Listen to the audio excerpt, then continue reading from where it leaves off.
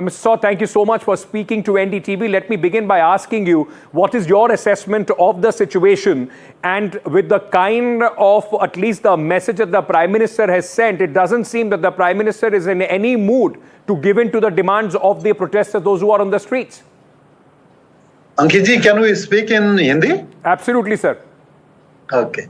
सबसे पहले तो आपको नमस्कार है और नेपाल की सिचुएशन जो है वो कॉम्प्लिकेटेड रूप में आगे बढ़ रही है। अभी परिस्थिति है कि जो हमारा नया पुस्ता है, युवा लोग थे, उनको रोजगारी से लेकर शिक्षा से लेकर कुछ समस्याएं थी।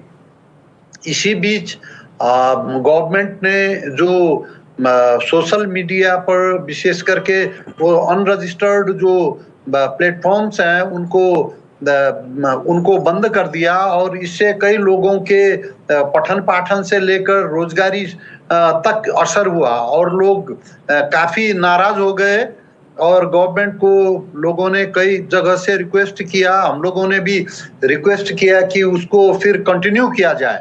लेकिन इस बीच में गवर्नमेंट ने रजिस्टर होना चाहिए करके जो स्टैंड लिया, इसकी वजह से हमारा युवा तबका जो है आंदोलन में चला गया और आंदोलन में जाने के बाद जो समस्याएं आई हैं वो आज बहुत विकराल रूप से समस्याएं हैं। कोई 18 लोग तक मारे गए हैं करके खबर आ रही है। जो लोग मारे गए हैं वो 18 से लेकर 28 साल की उम्र के लोग हैं। इसीलिए परिस्थिति बड़ी विकट है और इसमें जो आंदोलनकारी है उनको भी किसी भी समस्या का समाधान जो है कानूनी ढांचे के अंतर्गत ही। सर, लेकिन क्या ये जो आंदोलनकारी हैं इनसे बात करने की कोशिश हो रही है सरकार की ओर से या इस तरीके से, क्योंकि फोर्सेस को उतार दिया गया है सड़क पर, तो जो सिचुएशन है वो काफी खतरनाक है इस वक्त? वो जो है कैबिनेट की बैठक बैठी है, सिक्योरिटी काउंसिल की बैठक भी बैठी है और छलफल हो रहा है। फॉर्मल रूप से अभी तक गवर्नमेंट का बात करने का कोई सीधा प्रस्ताव तो नहीं आया है, लेकिन हम लोग जो मेंबर ऑफ पार्लियामेंट हैं और पॉलिटिकल पार्टी के भीतर हैं वो लगातार गवर्नमेंट को कह रहे हैं कि युवा लोग जो कह रहे हैं उनकी आवाज को सुनना चाहिए और उनको उनके साथ बातचीत करके इस समस्या को समाधान करना चाहिए।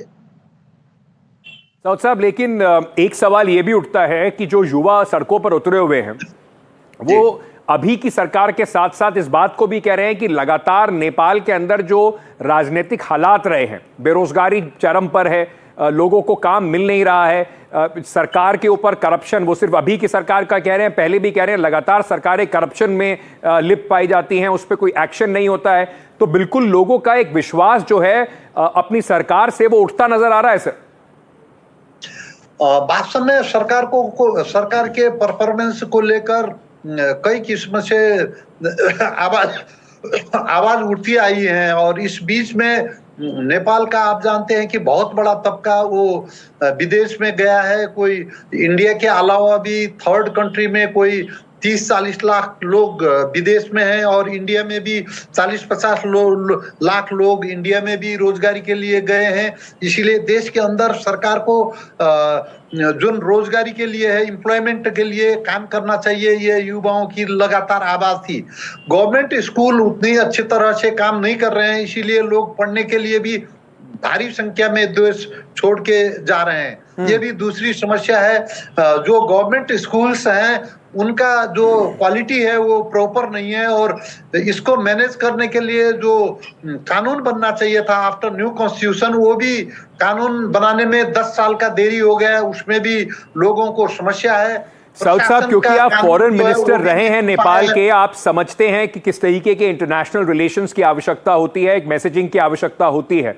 हम नेपाल की बात उस समय कर रहे हैं जब हमने आसपास के और भी कई देशों में इस तरीके के आंदोलन देखे हैं जिन्होंने सत्ता बिल्कुल परिवर्तन कर दिया, चाहे बांग्लादेश की बात हो, चाहे श्रीलंका की बात हो, पाकिस्तान में भी कुछ दिन पहले काफी इस तरीके का हंगामा देखा गया था।